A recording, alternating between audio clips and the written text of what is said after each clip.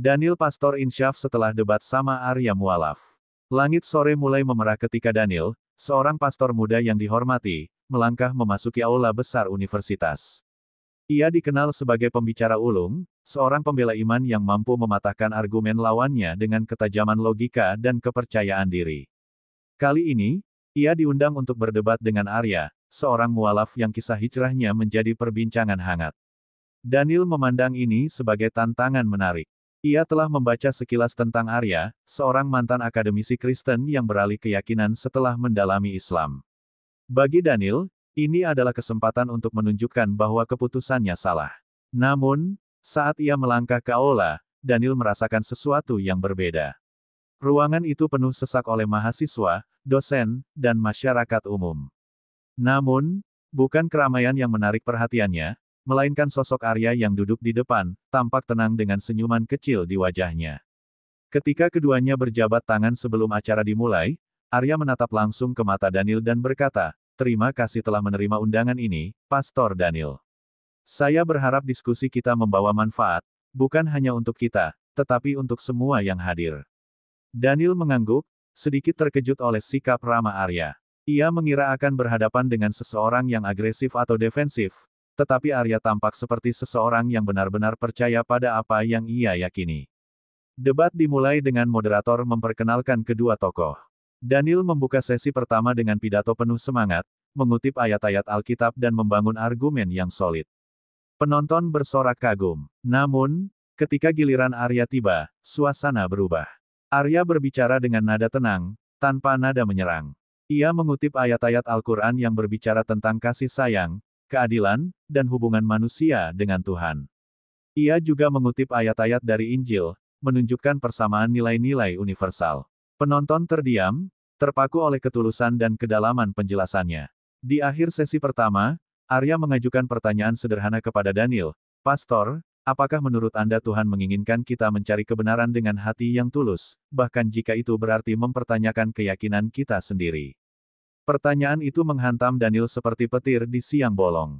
Ia tersenyum untuk menyembunyikan keterkejutannya dan menjawab dengan diplomasi.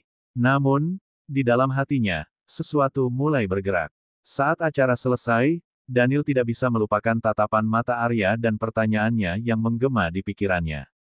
Hari itu, ia tidak hanya bertemu seorang lawan debat, tetapi seseorang yang perlahan membuka pintu ke dunia yang belum pernah ia masuki sebelumnya.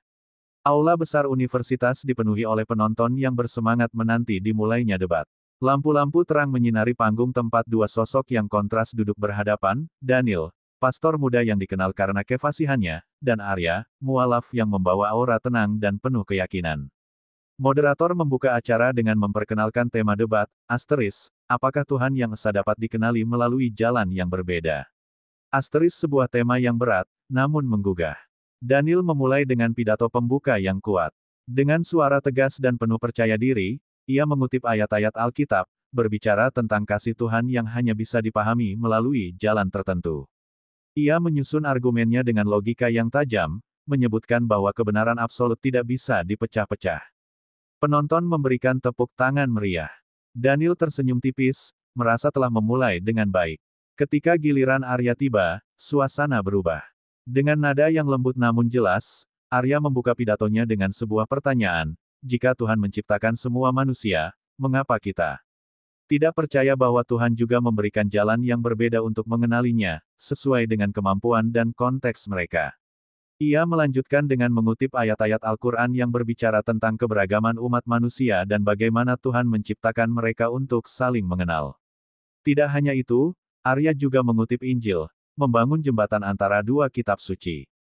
Bukankah Yesus sendiri mengajarkan kasih kepada semua orang, tanpa memandang latar belakang mereka? Tanya Arya, menatap langsung ke arah Daniel. Daniel merasa sedikit terusik, tetapi ia tetap menjaga ketenangannya. Ia membalas dengan argumen bahwa kasih Tuhan memang universal, tetapi jalan menuju keselamatan haruslah tunggal dan jelas. Debat semakin memanas ketika Arya mengajukan pertanyaan yang tajam namun santun. "Pastor, Anda mengatakan bahwa keselamatan hanya ada dalam satu jalan. Tetapi bagaimana dengan mereka yang tidak pernah mendengar tentang jalan itu?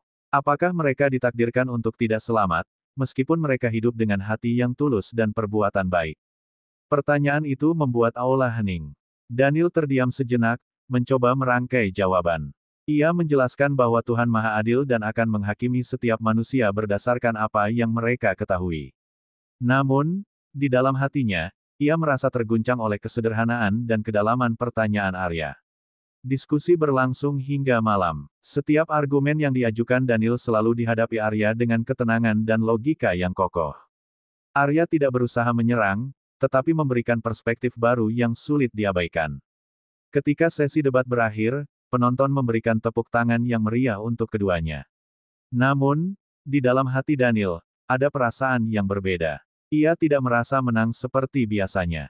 Sebaliknya, ia merasa seperti baru saja diberi tantangan terbesar dalam hidupnya, bukan oleh Arya, tetapi oleh pertanyaan-pertanyaan yang kini bergema di dalam dirinya. Saat meninggalkan aula, Daniel menatap Arya yang sedang berbincang dengan beberapa mahasiswa.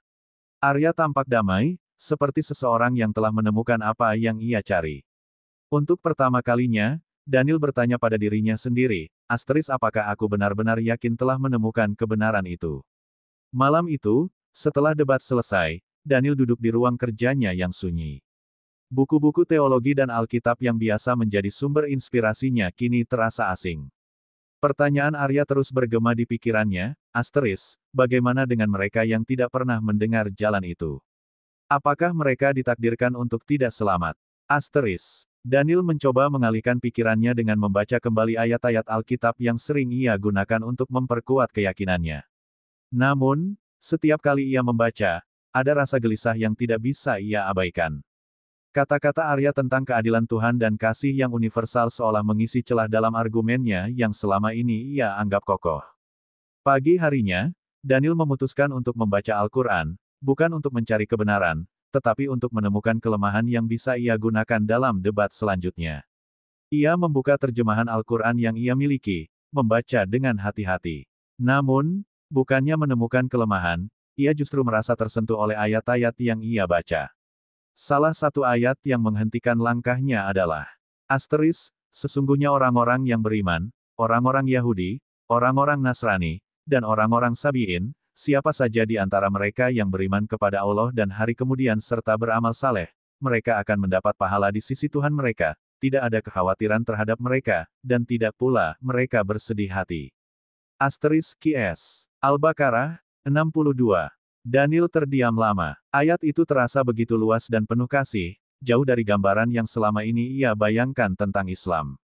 Ia mulai bertanya-tanya, apakah mungkin ia selama ini salah memahami agama yang ia anggap sebagai lawan.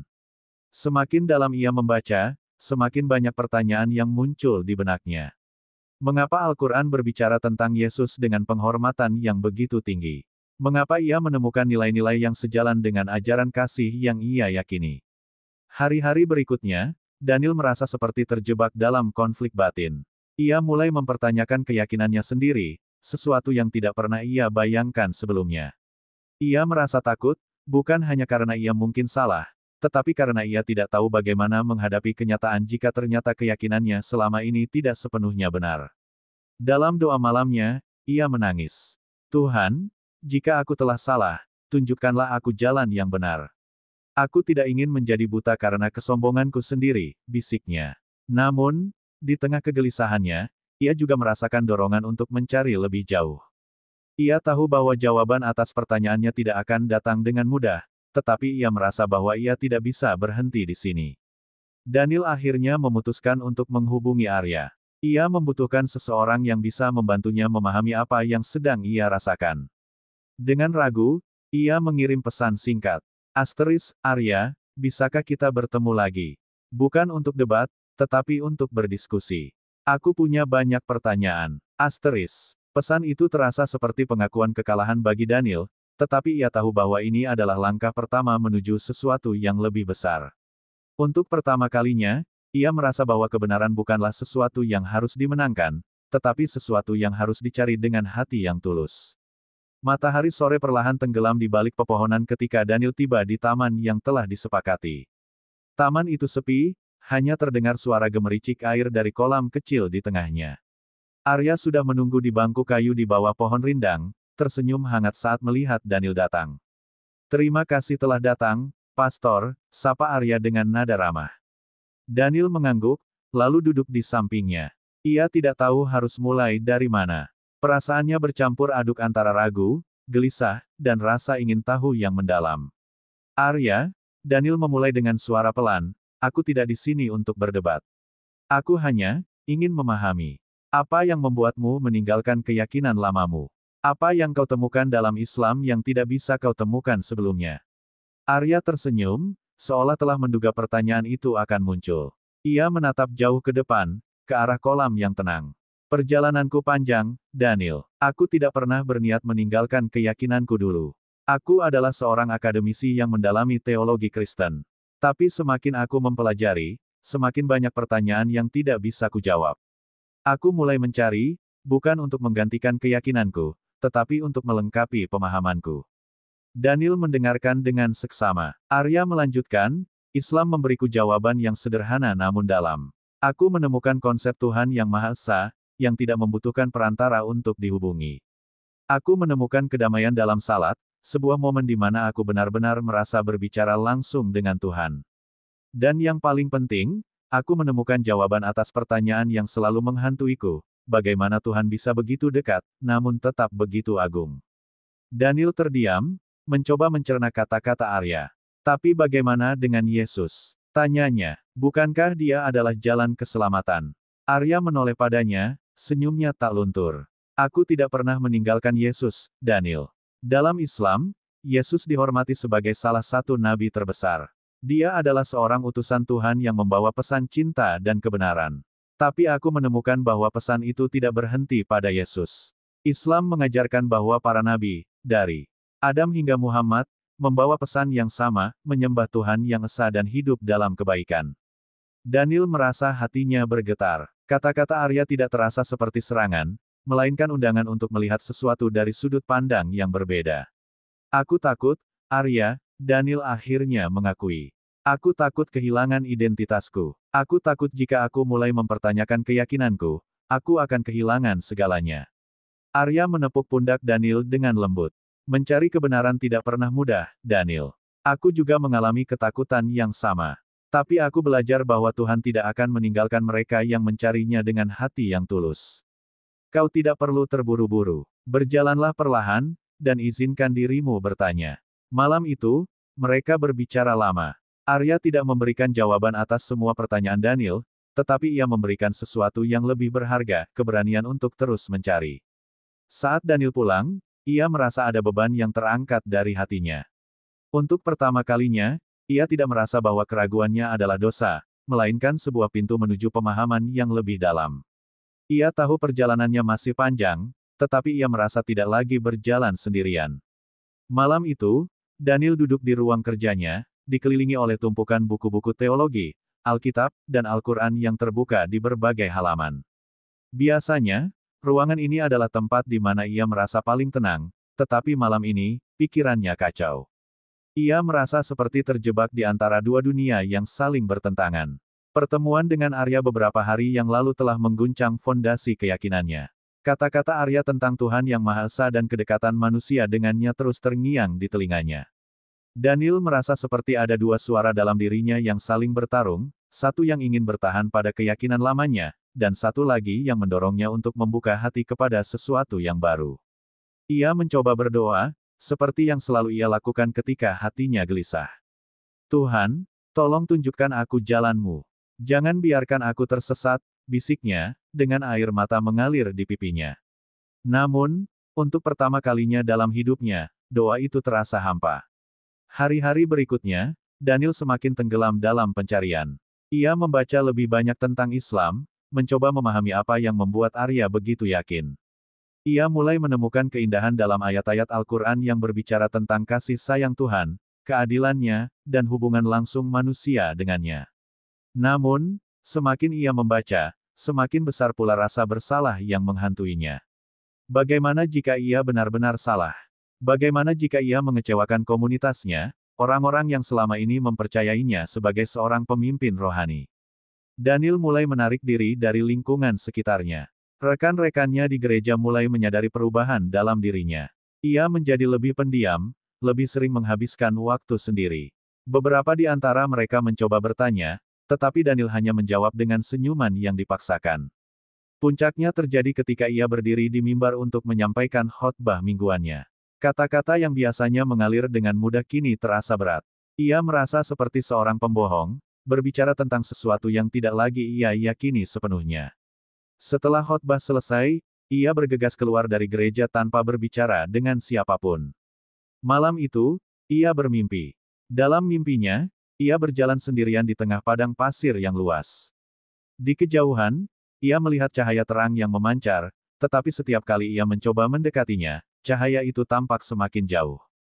Ia merasa lelah, hampir menyerah, ketika sebuah suara lembut terdengar, carilah aku dengan hatimu, bukan hanya dengan pikiranmu.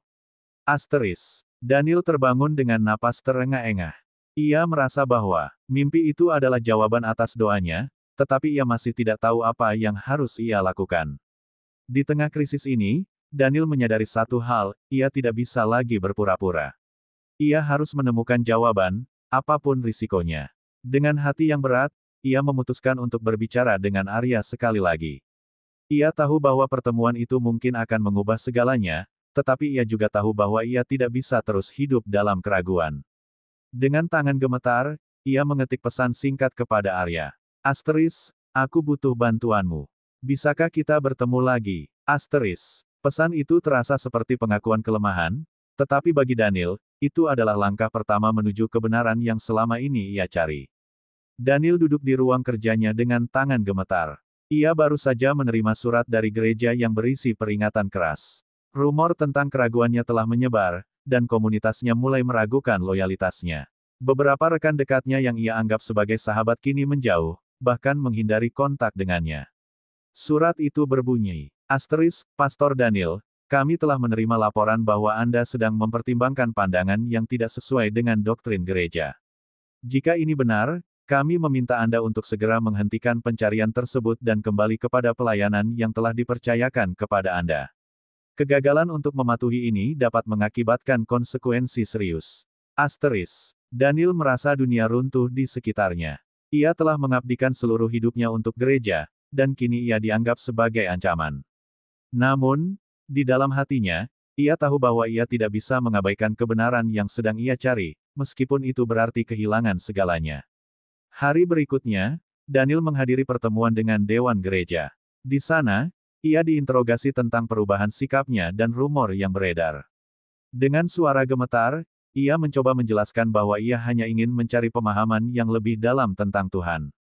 Namun, salah satu anggota dewan berdiri dan berkata dengan nada dingin, Daniel, ini bukan tentang pencarian kebenaran. Ini tentang kesetiaan. Jika kau tidak bisa berkomitmen sepenuhnya pada iman kita, maka kau tidak pantas berada di sini. Keputusan diambil dengan cepat. Daniel diberhentikan dari jabatannya sebagai pastor. Ia diminta meninggalkan gereja dan komunitas yang selama ini menjadi rumahnya. Saat keluar dari gedung gereja, Daniel merasakan sakit yang mendalam. Ia tidak hanya kehilangan pekerjaannya, tetapi juga kehilangan keluarga spiritualnya. Ia merasa dikhianati oleh orang-orang yang selama ini ia percayai. Di tengah kesedihan itu, ponselnya berbunyi. Itu pesan dari Arya. Aku mendengar apa yang terjadi. Jika kau membutuhkan tempat untuk berbicara, aku di sini. Daniel merasa terharu. Ia segera pergi menemui Arya di sebuah masjid kecil yang damai di pinggiran kota. Arya menyambutnya dengan senyuman hangat dan mempersilakannya duduk di ruang tamu masjid. Aku kehilangan segalanya, Arya, kata Daniel dengan suara serak. Aku tidak tahu harus pergi kemana. Arya menepuk bahunya dengan lembut. Kau tidak kehilangan segalanya, Daniel. Kau masih memiliki Tuhan, dan kau masih memiliki dirimu sendiri. Kadang-kadang, kehilangan adalah cara Tuhan menunjukkan jalan yang baru. Arya memperkenalkan Daniel kepada komunitas Muslim di masjid itu. Mereka menyambut Daniel dengan kehangatan yang membuatnya terkejut. Tidak ada pertanyaan yang menghakimi, tidak ada tekanan untuk segera memutuskan. Mereka hanya menawarkan dukungan, doa, dan persahabatan. Malam itu, untuk pertama kalinya sejak krisis imannya dimulai, Daniel merasa tidak sendirian. Ia menemukan bahwa dukungan tidak selalu datang dari tempat yang ia harapkan, tetapi dari orang-orang yang melihat dirinya sebagai manusia, bukan sebagai simbol atau posisi. Daniel pulang dengan hati yang lebih ringan. Ia tahu bahwa perjalanannya masih jauh dari selesai, tetapi ia merasa telah menemukan titik terang di tengah kegelapan. Untuk pertama kalinya, ia merasa bahwa kehilangan yang ia alami adalah awal dari sesuatu yang lebih besar. Malam itu, Daniel duduk di tepi tempat tidurnya, memandangi Alkitab dan Al-Quran yang terbuka di meja. Dua kitab suci itu seolah berbicara kepadanya, masing-masing menawarkan jalan yang berbeda. Dalam keheningan malam, ia merasa berada di persimpangan terakhir. Selama berminggu-minggu, ia bergulat dengan keraguannya, menghadapi pengkhianatan dari komunitas lamanya, dan menemukan dukungan dari orang-orang yang sebelumnya asing baginya. Namun, ia tahu bahwa pada akhirnya, keputusan ini harus ia buat sendiri, tanpa tekanan dari siapapun. Daniel menutup matanya dan berdoa, bukan kepada Tuhan yang ia kenal selama ini, tetapi kepada Tuhan yang Maha Esa, yang melampaui sekat-sekat agama. Tuhan, aku tidak meminta jawaban yang mudah. Aku hanya meminta petunjuk. Jika aku harus meninggalkan segalanya demi menemukanmu, aku akan melakukannya. Tunjukkan aku jalan yang benar. Esok harinya, Daniel memutuskan untuk mengunjungi Arya di masjid. Ia merasa bahwa Arya adalah orang yang paling mengerti apa yang ia alami. Ketika ia tiba, Arya sedang duduk di taman kecil di samping masjid, membaca Al-Quran. Arya, kata Daniel dengan suara pelan. Aku ingin berbicara. Arya menutup kitabnya dan menatap Daniel dengan penuh perhatian. Tentu, Daniel, apa yang ada di pikiranmu? Daniel menarik napas dalam-dalam. Aku merasa bahwa hatiku telah menemukan kedamaian di sini, di dalam Islam. Tetapi aku takut kehilangan siapa diriku, dan aku takut menyakiti orang-orang yang masih kuanggap keluarga. Arya tersenyum hangat. Ketakutan itu wajar, Daniel. Aku juga pernah merasakannya. Tetapi ingatlah, perjalanan ini adalah antara kau dan Tuhan. Orang lain mungkin tidak akan mengerti, tetapi jika kau melakukannya dengan hati yang tulus, Tuhan akan membimbingmu. Arya mengajak Daniel untuk masuk ke dalam masjid. Di sana, suasana hening dan damai. Arya menunjukkan bagaimana cara berwudu, lalu mengajaknya duduk bersama di ruang salat. Daniel, Arya berkata pelan, Islam adalah tentang penyerahan diri sepenuhnya kepada Tuhan. Jika kau merasa siap, kau hanya perlu mengucapkan syahadat. Itu adalah deklarasi imanmu, bahwa kau percaya kepada Tuhan yang Esa dan Muhammad sebagai utusannya. Daniel terdiam lama. Ia menatap ke arah mihrab masjid, membayangkan perjalanan panjang yang telah ia lalui. Akhirnya, dengan suara bergetar, ia berkata, aku siap. Arya membimbing Daniel mengucapkan syahadat. Asyhadu an la ilaha illallah, wa asyhadu anna Muhammadan Rasulullah. Air mata mengalir di pipi Daniel saat ia menyelesaikan kalimat itu. Ia merasa seolah-olah beban berat yang selama ini ia pikul telah terangkat. Untuk pertama kalinya dalam hidupnya, ia merasa benar-benar bebas, benar-benar damai. Para jamaah masjid yang hadir menyambut Daniel dengan pelukan hangat dan ucapan selamat. Mereka tidak melihatnya sebagai mantan pastor atau orang asing, tetapi sebagai saudara baru dalam iman. Malam itu, Daniel pulang dengan perasaan yang tidak bisa ia gambarkan. Ia tahu bahwa perjalanannya masih panjang, dan ia akan menghadapi banyak tantangan di masa depan. Tetapi ia juga tahu bahwa ia telah menemukan apa yang selama ini ia cari, kedekatan dengan Tuhan Yang Maha Esa. Di dalam hatinya, ia berjanji untuk menjalani hidup barunya dengan penuh keikhlasan dan pengabdian. Keputusan ini bukanlah akhir dari segalanya, tetapi awal dari perjalanan baru yang penuh harapan dan cahaya. Pagi itu, Daniel duduk di teras rumahnya, menikmati sinar matahari yang hangat menyinari. Wajahnya, dunia terasa berbeda, seolah-olah ia baru saja terlahir kembali. Setiap detik terasa penuh dengan harapan dan kedamaian yang sebelumnya tidak ia rasakan. Keputusan yang ia buat beberapa hari lalu untuk memeluk Islam kini mengubah segala hal dalam hidupnya. Hari-hari pertama setelah ia mengucapkan syahadat penuh dengan tantangan, tetapi juga penuh dengan berkat. Ia mulai belajar lebih dalam tentang Islam, mengikuti kajian-kajian di masjid, dan berkenalan dengan lebih banyak orang yang menerima dirinya dengan penuh kasih. Meskipun ada beberapa teman lama yang tidak mengerti dan memilih menjauh, Daniel merasa tidak kesepian. Ia merasakan kedamaian yang datang dari hubungan langsung dengan Tuhan, tanpa perantara. Di masjid, ia mulai aktif membantu kegiatan sosial dan dakwah. Ia merasa bahwa tugasnya bukan hanya untuk mencari kebenaran bagi dirinya sendiri, tetapi juga untuk berbagi kedamaian yang ia rasakan kepada orang lain. Daniel mulai menyadari bahwa cahaya yang ia cari selama ini bukan hanya tentang mengetahui kebenaran, tetapi juga tentang berbagi kasih dan kebahagiaan dengan sesama. Suatu sore, Arya mengajaknya untuk berbicara di sebuah kafe kecil. Mereka duduk berdua, menikmati secangkir teh hangat. Arya menatapnya dengan senyum yang penuh makna. Kau terlihat berbeda, Daniel. Lebih tenang, lebih hidup, kata Arya.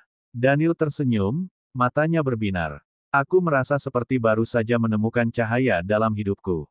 Semua yang aku cari selama ini, yang aku ragu, ternyata ada di sini. Aku merasa lebih dekat dengan Tuhan, lebih paham tentang apa arti hidup yang sebenarnya. Arya mengangguk. Aku tahu perasaan itu. Kadang, kita harus melewati banyak keraguan dan penderitaan untuk sampai pada pemahaman yang lebih dalam. Tapi ingatlah, perjalanan ini tidak akan berhenti di sini. Setiap hari adalah kesempatan baru untuk lebih mendekatkan diri kepada Tuhan. Daniel mengangguk, meresapi kata-kata sahabatnya. Ia tahu bahwa ini bukanlah akhir dari perjalanannya. Bahkan, ia merasa bahwa perjalanan spiritualnya baru saja dimulai. Kini, ia memiliki pandangan yang lebih luas tentang kehidupan, tentang cinta, dan tentang Tuhan.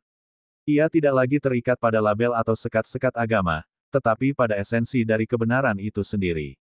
Di tengah perjalanan ini, Daniel mulai menulis sebuah buku. Buku itu bukan hanya tentang perubahan keyakinannya, tetapi tentang perjalanan batin yang penuh dengan pencarian, keraguan, dan akhirnya penerimaan. Ia ingin berbagi kisahnya dengan dunia, agar orang lain yang mungkin sedang berada dalam kebingungannya bisa menemukan jalan keluar, seperti yang ia temukan. Pada suatu malam, saat menulis di meja kerjanya, Daniel berhenti sejenak dan menatap keluar jendela. Ia melihat bintang-bintang di langit yang begitu terang, dan ia merasa seperti salah satu dari bintang-bintang itu, terang, meskipun baru saja menemukan jalannya. Ini adalah awal yang baru, bisiknya pada dirinya sendiri.